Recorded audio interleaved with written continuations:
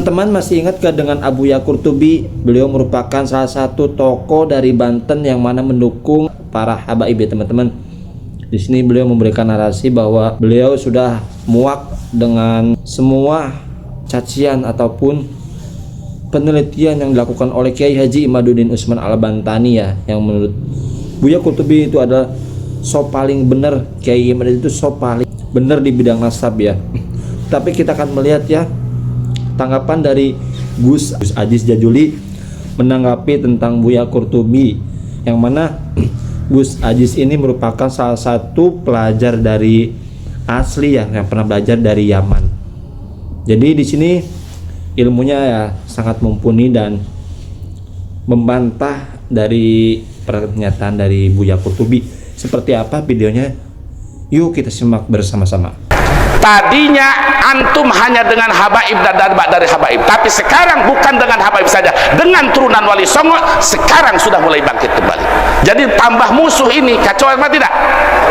Kalau sore pada Tula Cirebon dibelokkan ke si Musa Al-Kadim, padahal yaitu dari Sayyidina balik Adubatkon sampai ke Imam Ubaidillah langsung kepada Rasulullah Sallallahu Alaihi Wasallam. Ini pembelokan. Wallah, yang selamat 3 bulan 4 bulan ini saya tahan, sekarang wallah saya akan tampil. Apa yang anda mau, lu jual gua borong, wallah, karena anda sudah keterlaluan. Bismillah, tawakalna ala Allah. Tadinya saya 4 bulan 5 bulan menjaga jangan sampai tafriq bainal muslimin, jangan sampai pemecah di antara umat Islam. Tapi rupanya semakin songong, semakin merasa paling hebat di dalam bidang nasab. Ini biarkan apa lawan? Biarkan apa lawan? Insya Allah kita akan bangkit. Kata pengantar Qurtubi Lebak ini sesuai tulisannya, saya baca, tidak saya tambahi, tidak saya kurangi ya. Di antara yang dikatakan Qurtubi Lebak atau inisialnya KL, KL ya, KL adalah, ini tulisannya Ustadz Qurtubi. Beliau menuliskan keabsahan nasab Alawi, nasab Sadah Alawi semenjak berabad-abad lalu sudah diakui oleh para ulama besar ahli syariat, ahli nasab dan ahli sejarah. Jika dirunut, tidak kurang dari 100 kitab karya ulama non-Ba'alawi yang di dalamnya terdapat pengakuan terhadap keabsahan nasab Ba'alawi atau status Ba'alawi sebagai Al-Husaini, keturunan Sayyidina Husain atau Ashraf atau Sadah. Ulama-ulama tersebut berasal dari berbagai negara dan berbagai mazhab Ahlussunnah wal Jamaah atau Aswaja, bahkan di luar Aswaja, sehingga tidak heran jika sebagian ulama seperti Al-Imamul Muhibbi, Al-Imamun Nabhani, Al-Allamah Syekh Ali Gum'ah sampai berani menyatakan bahwa kesahihan nasab Ba'alawi diakui secara ijma atau konsensus ya. Ini kutipannya dari Ustadz Qurtubi Jailani. Lalu bagaimana kritik atau komentar yang disampaikan oleh Kiai Haji Imaduddin Usman Al-Bantani kepada Ustadz KL? Ustadz KL ya, Qurtubi Lebak. Nah, kata KL, keabsahan nasab Ba'alawi sudah diakui berabad-abad oleh para ulama besar. Siapa ulama besar dalam ilmu nasab yang mengakui nasab Ba'alawi? Seorang ahlu nasab yang hidup sezaman dengan Ba'alawi, yaitu Ibnu Inabah yang wafat tahun 828 Hijriah, tidak mengakui nasab Ba'alawi sebagai keturunan Ahmad bin Isa. Apa bukti ia tidak mengakui nasab Ba'alawi padahal ia hidup di masa Abdurrahman As-Saqqaf yang katanya ulama besar, Umar Al-Muhdhar katanya juga ulama besar, Abu Bakar As-Sakron katanya juga ulama besar. Jika mereka ulama besar, tentu mereka dikenal. Jika mereka dikenal, maka jika diyakini mereka keturunan Ahmad bin Isa, akan dicatat oleh Ibnu Inabah sebagai keturunan Ahmad bin Isa. Nyatanya tidak. Nyatanya tidak. Kenapa tidak dicatat? Ya karena memang mereka diyakini oleh Ibnu Inabah bukan sebagai keturunan Ahmad bin Isa. Apalagi misalkan seperti Syekh Al-Buraihi dalam kitabnya Tabaqat Sulaha il-Yaman ketika menyebutkan 2 tokoh dari Ba'alawi. Yang pertama adalah Ali bin Alwi Ba'alawi. Kemudian yang kedua itu adalah Umar bin Abdurrahman yang dikenal dengan Sahibul Hamra Ba'alawi juga. Itu dikatakan apa? Asy-Syaikh Syamsuddin. Nah, dikatakan Syekh. Kemudian juga Ali bin Alwi Ba'alawi itu juga dikatakan Syekh. Nah, sementara untuk misalkan Al-Imam Al-Hadi ilal Haq Yahya bin Husain bin Qasim bin Ibrahim Ar-Rassi itu dikatakan sebagai As-Sayyidus Syarif. Itu juga dengan salah satu dari keturunannya Syekh Abdul Qadir Al-Jailani disebut sebagai As-Sayyidus Syarif At-Tahirul Uruma, At-Tahirul Umuma, Al-Muttasil nasabuhu ila Syekh Al-Qutub Abdul Qadir Al-Jilani Ats-Tsabit nasabuhu ila Rasulillah sallallahu alaihi wasallam. Nah, itu Al-Imamul Buraihi dalam abad ke-9 menyebutkan Ba'alawi tidak sebagai sayyid, tidak sebagai syarif, tidak sebagai tokoh-tokoh yang bersambung nasabnya kepada Rasulullah sallallahu alaihi wasallam. Ini begitu. Ya. Berarti artinya di abad ke-9 itu adalah baru proses untuk mempromosikan nasabnya kepada para ulama. Begitu. Yang tentu saat itu di masa Al-Imamul Buraihi, padahal beliau itu adalah orang Yaman, itu belum mendapati informasi bahwasanya Ba'alawi itu adalah keturunan Rasulullah sallallahu alaihi wasallam. Lalu ijma' dari mana? Seperti kata Ustadz Qurtubi ini, ijma' dari mana? Meskipun Syekh Yusuf An-Nabhani mengatakan ijma', Al-Imamul Muhibbi mengatakan ijma', Syekh Ali Gum'ah itu pun juga mengatakan ijma'. Nah, itulah masalahnya. Ya. Itu. Begitu juga dengan salah satu tokoh yang hidup, para ahli nasab yang diantaranya adalah Asy-Syaikh Ibnu Inabah yang memiliki kitab Umdatul Talib. Sebenarnya banyak juga untuk kitab-kitab yang ditulis oleh Syekh Ibnu Inabah. Ada Umdatul Talib Al-Kubra, ada Al-Wusta, ada As-Sughra. Kalau ditulis semuanya ini.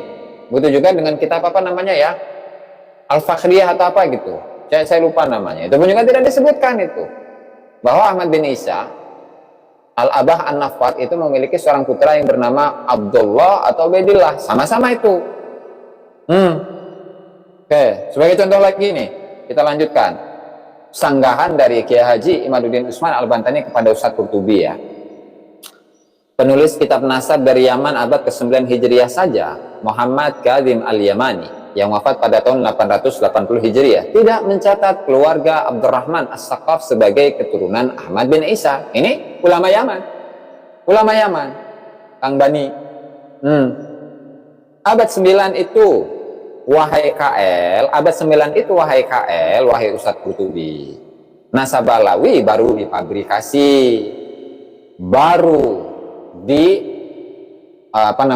produksi, baru diijtihadi, baru dicatat secara formal oleh Ali As-Sakron yang wafat pada tahun 895 Hijriah dalam kitabnya Al-Burqatul Musyiqah.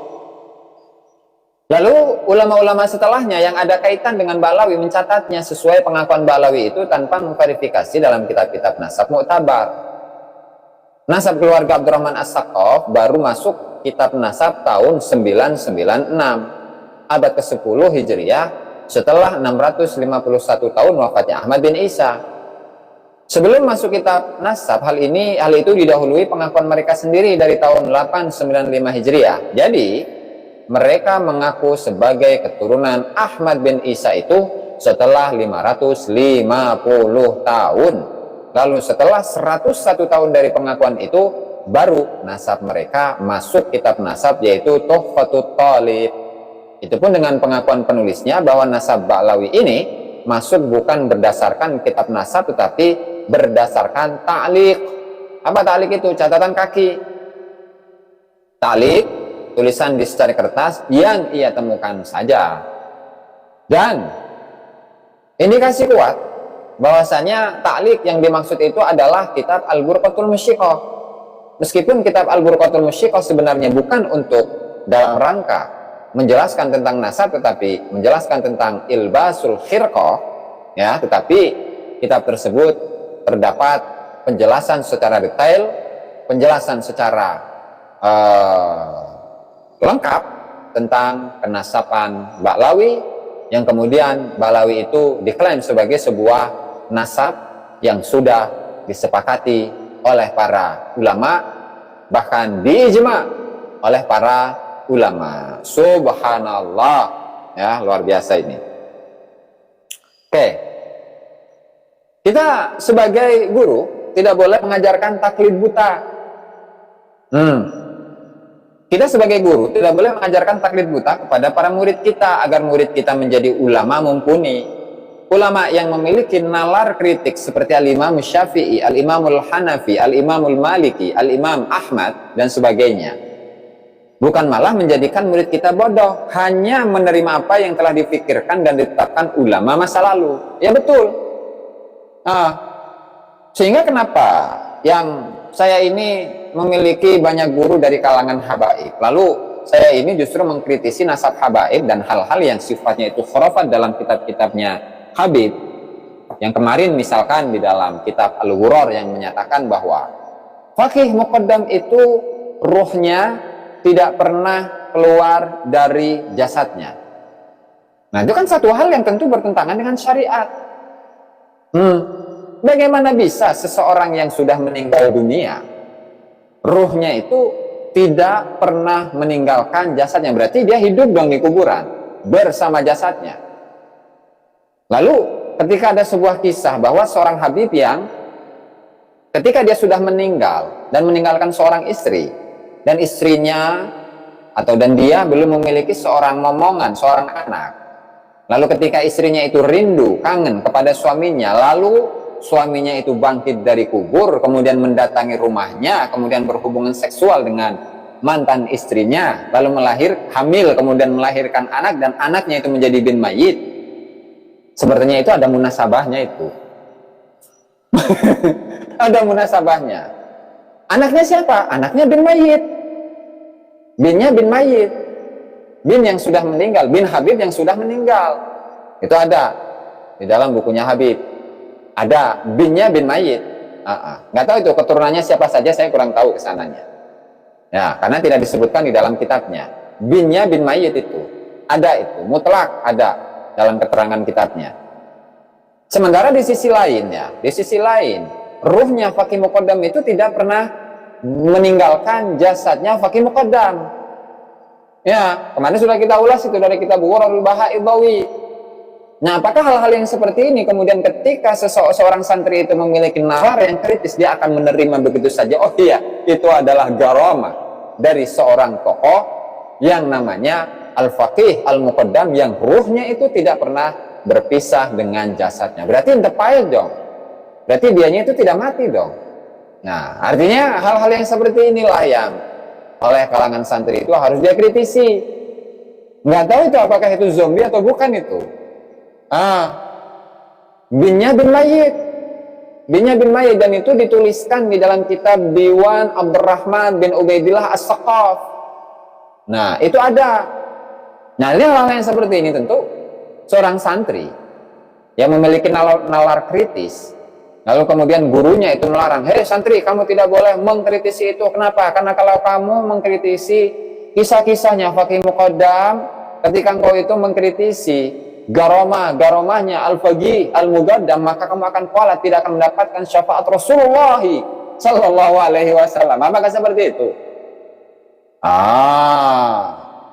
Jadi inilah teman-teman ya, apa yang dilakukan oleh Haji Imaduddin Usman Al-Bantani itu semata-mata untuk umat Islam, semata-mata untuk bangsa dan negara kita, agar bangsa dan negara, bangsa Indonesia, masyarakat Indonesia dan umat Islam. Alhamdulillah wa syukurillah, Allahumma sholli ala Muhammad wa ala sayyidina Muhammad. Ya teman-teman, itu dia tadi pernyataan dari Buya Qurtubi ya, yang mana tentang Kiai Haji Imaduddin so paling pintar ya tentang nasab, padahal belum tentu benar menurut Buya Qurtubi ya teman-teman.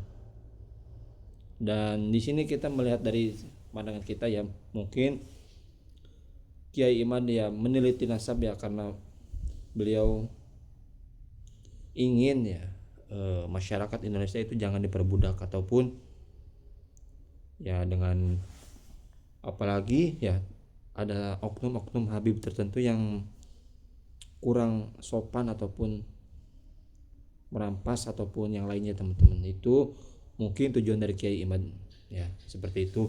Dan Buya Qurtubi menanggapinya beda ya teman-teman.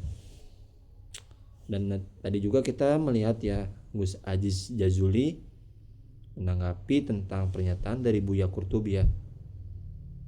Oke teman-teman, itu dia video kali ini ya, semoga ya memberikan wawasan kepada kita. Terima kasih, sampai berjumpa di next video. Assalamualaikum warahmatullahi wabarakatuh. Pernyataan dari Buya Qurtubi ya. Oke teman-teman, itu dia video kali ini ya, semoga ya memberikan wawasan kepada kita. Terima kasih, sampai berjumpa di next video. Assalamualaikum warahmatullahi wabarakatuh. Pernyataan dari Buya Qurtubi ya. Oke teman-teman, itu dia video kali ini ya, semoga ya memberikan wawasan kepada kita. Terima kasih, sampai berjumpa di next video. Assalamualaikum warahmatullahi wabarakatuh.